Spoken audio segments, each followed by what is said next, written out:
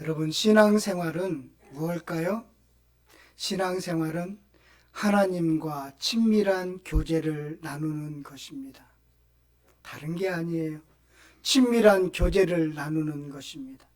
하나님과 친밀한 교제를 나누는 것은 무엇으로 드러날까요?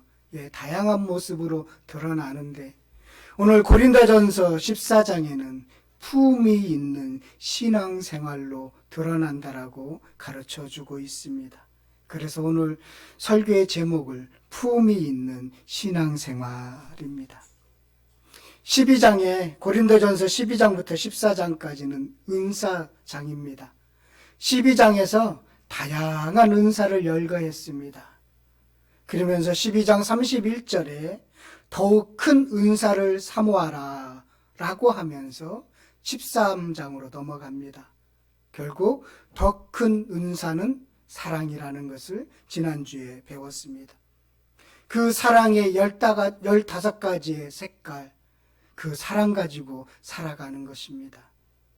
사랑은 오래 참고 온유하며 시기하지 아니하며 자랑하지 아니하며 교만하지 아니하며 무례히 행치 않고 자기의 유익을 굳지 않고 악한 것을 생각하지 않고 불의를 기뻐하지 않고 진리와 함께 기뻐하면서 참고 믿고 바라며 견디는 이 15가지의 사랑이 바로 은사를 빛나게 하는 사랑입니다. 이 15가지의 사랑이 일상의 삶과 섬김과 나눔과 헌신의 은사를 빛나게 한다는 것이지요. 이 사랑이 없는 은사는 자기를 드러내게 되고 이 사랑이 빠진 은사는 시기와 불평과 불만과 시험거리가 된다는 것입니다. 그래서 이 사랑을 바탕으로 여러분 섬기십시오. 이 사랑이 빠진 섬김에는 은사 활동에는 늘 문제가 발생하기 때문입니다. 그러면서 14장에 다시 방언과 예언의 은사의 장단점을 말씀하고 있습니다. 왜 그럴까요? 왜 다시 예언과 방언의 은사를 또 설명을 할까요? 이제 다 끝난 것 같은데 사랑을 바탕으로 한 은사가 어떤 신앙 열매를 맺는가를 더 말씀하고 싶어서입니다. 사랑으로 바탕으로 하는 은사는 바로 품이 있고 질서 있는 신앙생활로 드러난다는 것을 그렇게 더 알려주고 싶어서 14장에 기록하고 있습니다.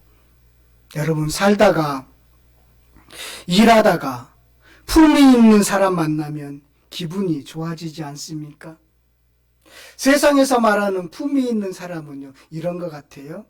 돈도 조금 있고 여유도 있고 그러면서도 예의 바른 분들, 이런 분들은 세상 사람들은 품이 있다라고 이야기합니다. 그래서 식당에서 종업원에게도 하는 말과 행동에서도 그런 품위가 드러난다고 합니다. 아랫사람에게 대하는 태도에서도 그 품위가 드러난다고 하죠. 그런 사람을 만나면 나도 모르게 기분이 좋아집니다. 반대로 사람들은 졸부들을 싫어한다고 합니다. 돈은 있는데 품위가 떨어진다는 이유입니다. 특히 졸부들이 돈의 힘을 믿고 안하무인으로 행동하는 것을 참 싫어하지요. 소위 갑질 논란도 여기에 속하는 것 같습니다. 자기 멋대로 행동하기에 품위가 없어서입니다. 그래서 졸부들을 조금 싫어하는 것 같습니다. 고린도 교회가 꼭 이런 졸부를 닮았습니다. 한국 교회도 물질과 은사가 많이 받았는데 고린도 교회처럼 이런 졸부를 닮았습니다.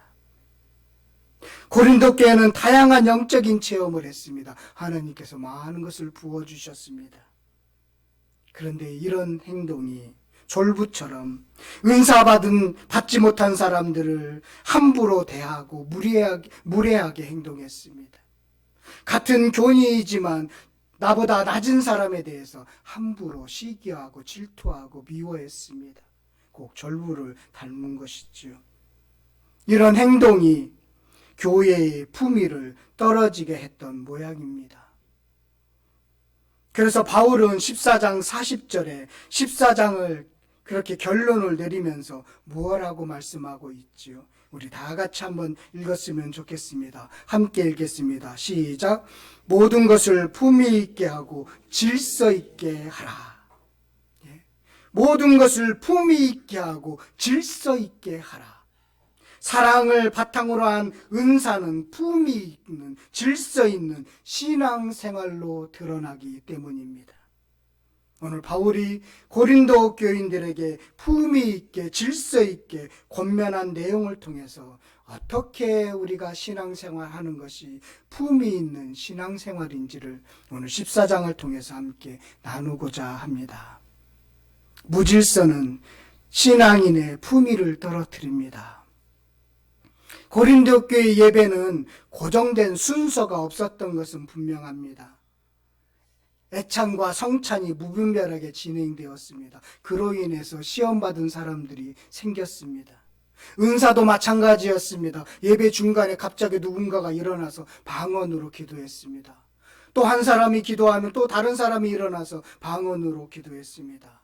여기에다가 자기가 계시를 받았다면서 그렇게 생각하는 사람들은 누구나 말하도록 허락을 받았습니다. 그래서 교회에서 자기 말만 하기를 좋아하는 사람들로 넘쳐났습니다. 자기가 계시를 받았다고 하면서 한두 시간씩 말을 하는 이들도 생겼습니다. 이로 인해서 예배가 무질서하게 되었습니다. 서로 교인들끼리 다툼과 자랑으로 이제는 화평까지 잃어버리게 되었습니다. 이런 무질서는 하나님의 품위를 떨어뜨리는 것입니다. 왜냐하면 33절에 하나님은 무질서의 하나님이 아니시오 오직 화평의 하나님이시라.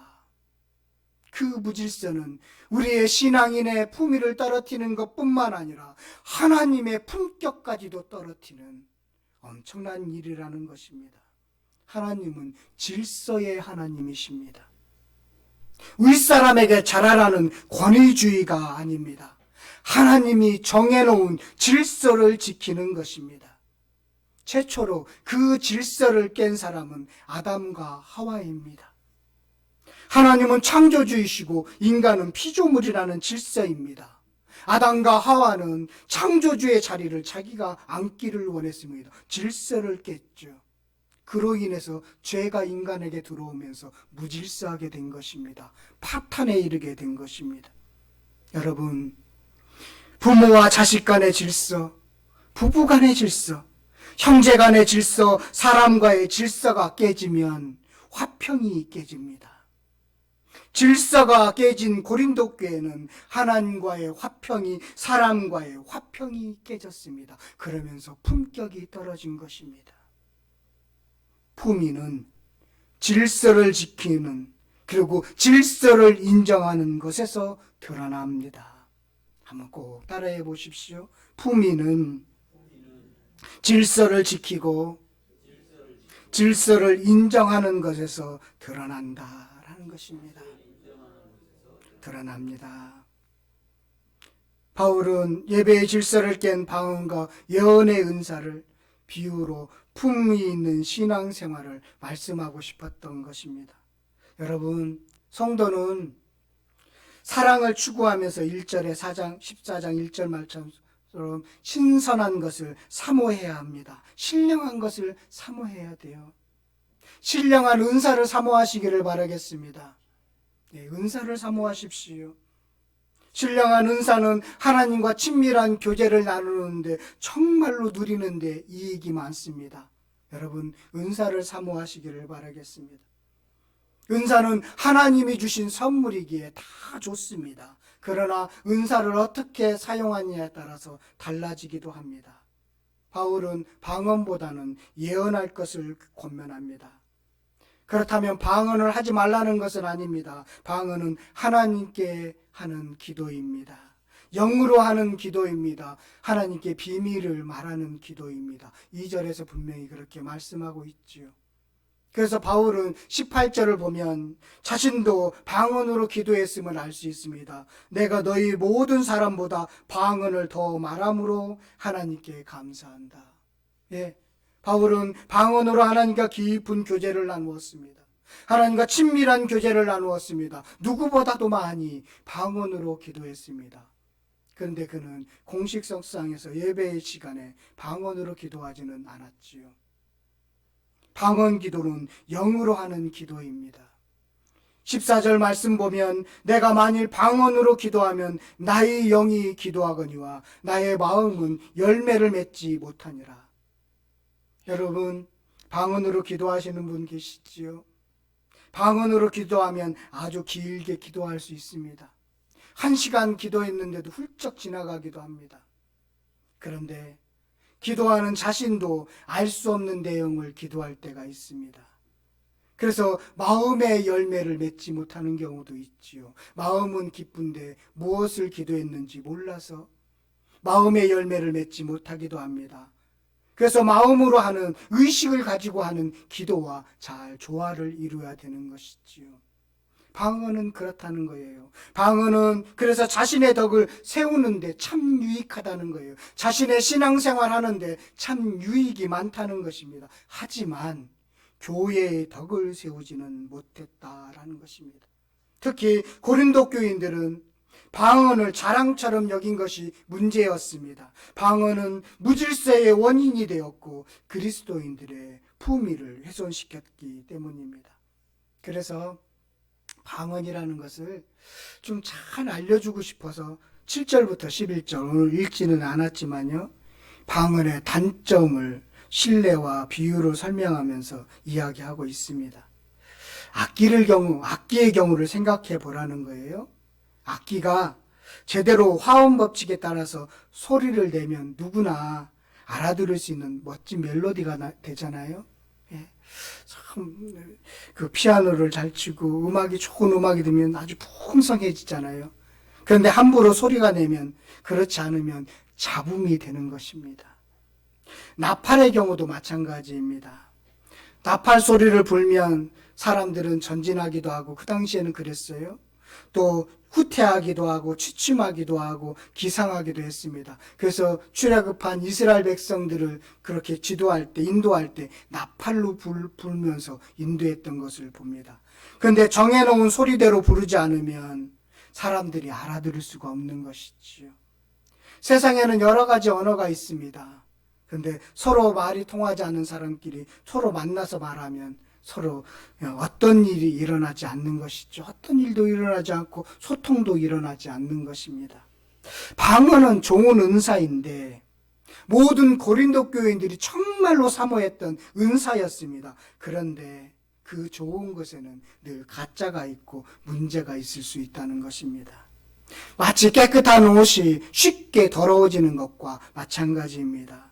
그래서 고린도 교인들이 잘못 사용한 방언은 예배의 무질서로 가져왔기 때문에 그렇게 정해놓지 않은 혼자 떠드는 그런 방언은 공예배에서는 하지 말라라고 충고하고 있는 것입니다. 우리 교인들은 다들 조용하셔서 특별히 기도할 때 방언으로 그렇게 기도하지 않는 것 같습니다. 이 방언에 대한 입장들이요, 3가지가 있어요. 미국의 무디 바이블 스쿨이라는 곳이 있는데 거기는 남침례교단이 중심으로 하고 있는데요. 거기서는 은사 중지론을 그렇게 주장하고 있습니다.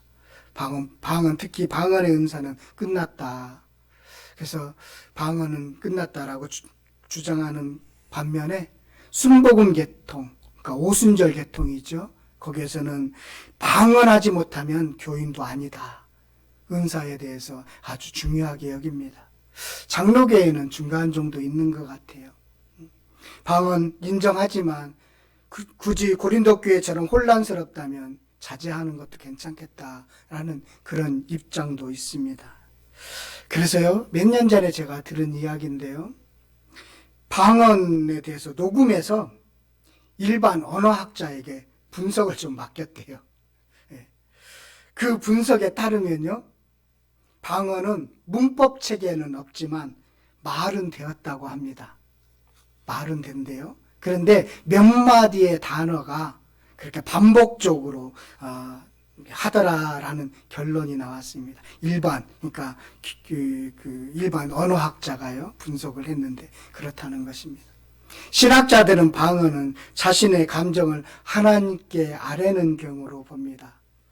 내 영혼이 하나님께 간절하게 표현하는 것, 그것을 방언으로 보고 있지요. 그렇지만요, 이 내 방언이 진짜인지 가짜인지 분별할 것을 늘 조언합니다. 경계하고 있어요. 먼저 자신이 지금 방언을 해서 기도를 하는데 황홀경에 빠져 있어 자기 의식이 없는 상태, 그럴 경우에는 그것 잘못되었다라고 보고 있습니다. 마치 무당의 작두 위에 뛸 때 황홀경에 빠지면서 무아지경에 빠지는 것 같은, 이방신을 섬기는 것 같은 행동으로 방언을 한다면 그것은 문제가 있다. 악한 방언이다. 주님이 주신 방언이 아니라 사단이 주는 방언도 있다라는 것입니다. 그래서 자기의 의식을 가지고 조절할 수 있어야 된다라는 것이지요. 또 하나는 고린도 교회에서 나타나는 것처럼 방언은 초대교회에서 강력하게 나타났습니다. 사도행전 2장 우리 잘 알잖아요. 오순절 성령 강림 사건이 대표적인 방언의 은사입니다. 그 은사는, 방언은 외국어 방언입니다. 내가 지금 한국어로 말을 하고 있는데 16개 지역에서 온 사람들이 자기 언어로 듣는 거예요. 기가 막힌 거죠. 외국어 방언이었습니다. 근데 제가 몇 년 전에 어떤 선교사님한테 간증을 들었는데, 자기는 한국말로 했는데 급해서 한국말로 복음을 전했는데 그 사람 그 나라 언어로 알아듣더라. 신기했다. 뭐 그런 이야기도 듣은 적이 있습니다. 근데 긴가민가 했죠. 지금도 그런 일들은 필요하면 일어나는 것 같습니다. 그런데 고린도 교회의 방언은 신비한 언어로 기도하는 것이었습니다. 아무도 알아듣지 못했습니다. 어쩌면 기도하는 자신도 알아듣지 못했습니다.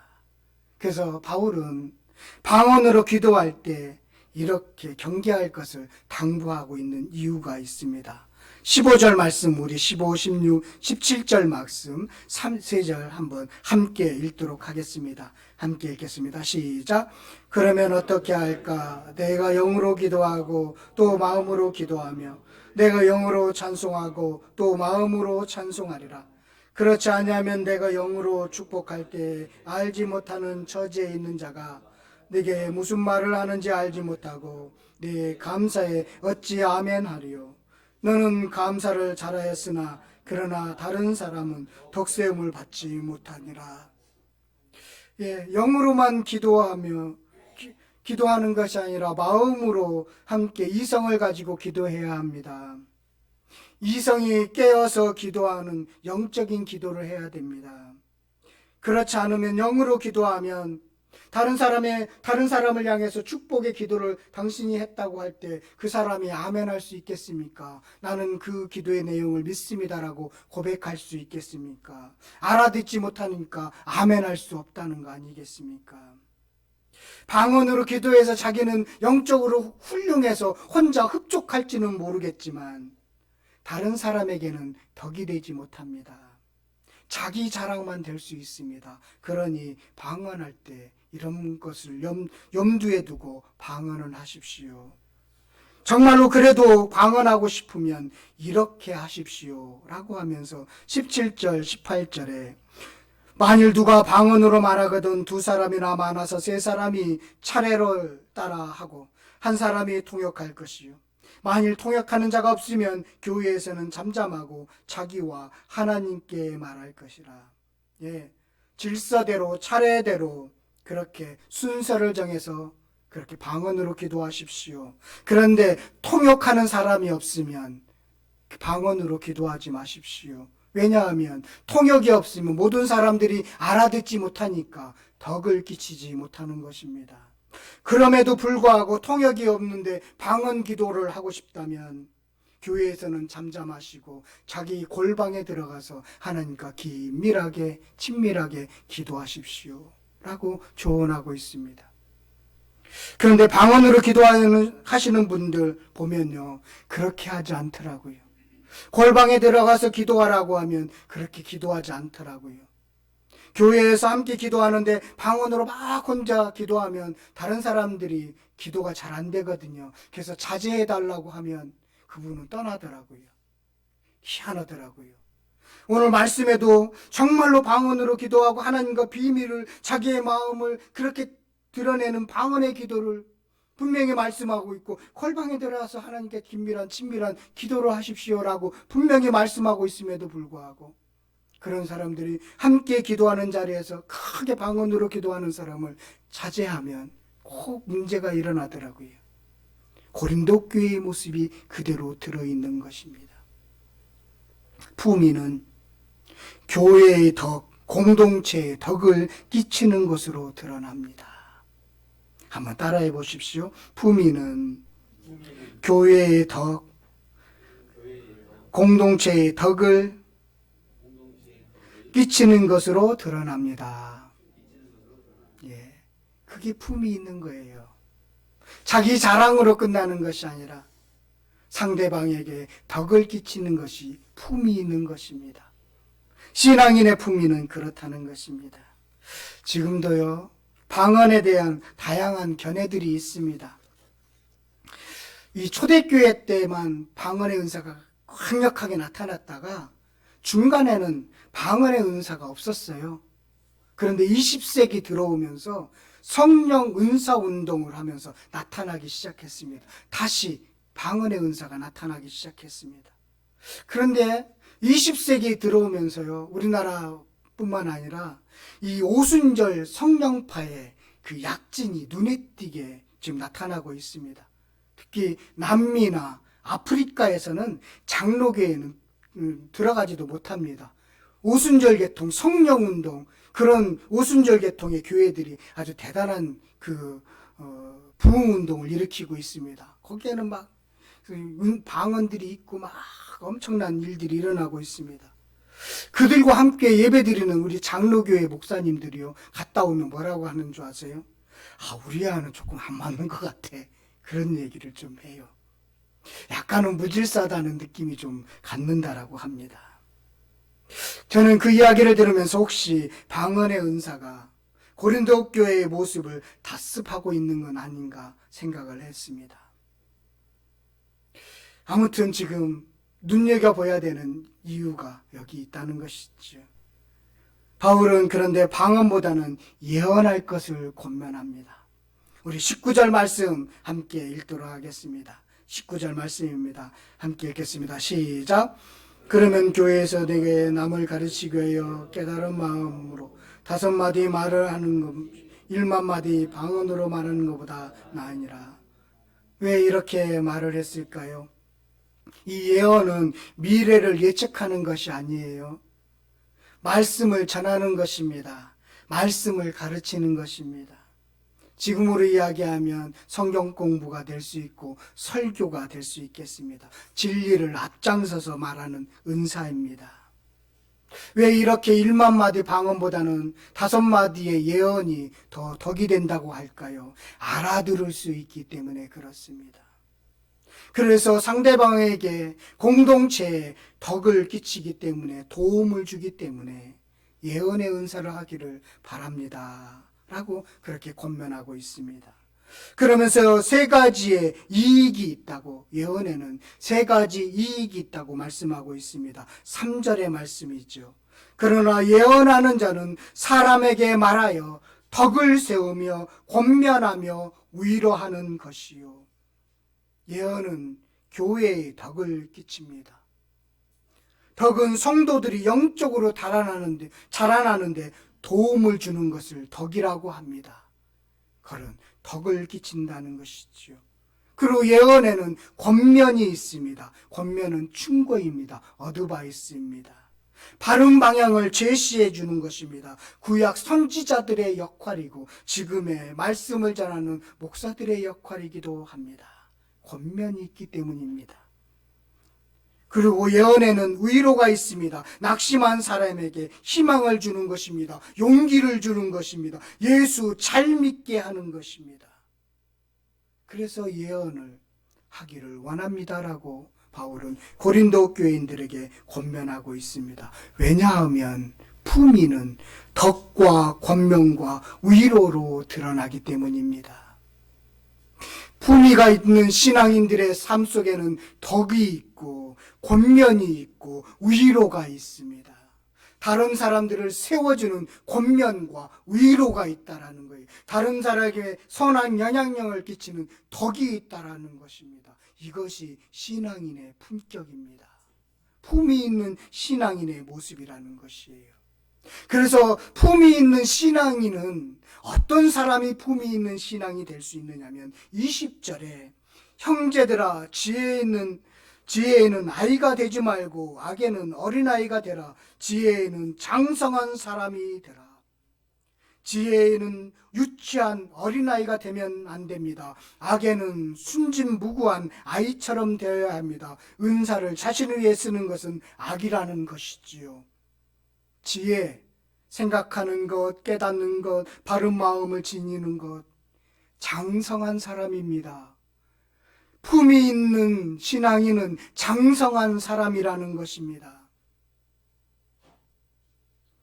남양주 성실교회 모든 성도들은 품위 있고 질서 있는 장성한 사람들이 되시기를 간절히 바라겠습니다.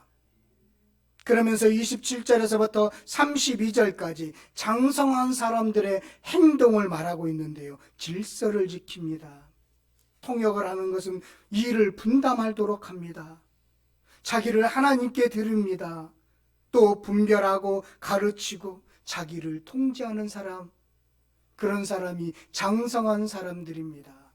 그런 사람이 품위 있고 질서 있는 신앙인입니다. 라고 하면서 결론으로 모든 것을 품위 있게 있고 질서 있게 하라라고 40절에 결론을 내리고 있습니다. 하나님이 질서의 하나님이고 화평의 하나님이기 때문에 우리도 바로 질서에 그리고 화평을 추구해야 하는 것입니다. 그리스도인의 품위는 질서와 화평에서 나옵니다. 그리스도인의 품위 있고 질서 있는 모습은 장성한 사람들이 갖는 그런 신앙의 인격이라는 것입니다. 고린도 교인들이 이것이 조금 부족했나 봐요. 은사는 풍성했는데 졸부처럼 보였나 봅니다. 그래서 이제는 좀 품위 있고 질서 있게 신앙생활을 하십시오. 하나님이 주신 은사를 가지고 사랑을 바탕으로 빛나게 해서 당신의 품위와 인격을 드러내 주십시오. 라고 바울은 고린도 교인들에게 당부하고 있고 우리들에게도 동일하게 당부하고 있습니다. 오늘 말씀은 저와 여러분들에게 동일하게 당부의 말씀으로 들립니다. 오늘 이 말씀 이렇게 적용했으면 좋겠습니다. 품위 있고 질서 있게 살아가는 신앙인이 됩시다. 한번 따라했으면 좋겠습니다. 품위 있고 질서 있게 살아가는 신앙인이 됩시다. 예, 꼭 그러세요. 나의 행동이 덕이 되고 있는가? 나를 자랑하면 여러분 하나님이 보이지 않아요. 나를 드러내면 하나님이 보이지 않습니다. 여러분 품위 있게 질서 있게 여러분들의 집에서 이 교회에서 품위와 질서를 그렇게 깨어서 화평이 깨지는 일이 없기를 간절히 축원드립니다. 예수 믿는 것은 명예입니다. 그 명예를 지키는 은혜가 있기를 간절히 바라겠습니다. 함께 오늘 말씀 생각하면서 함께 기도했으면 좋겠습니다.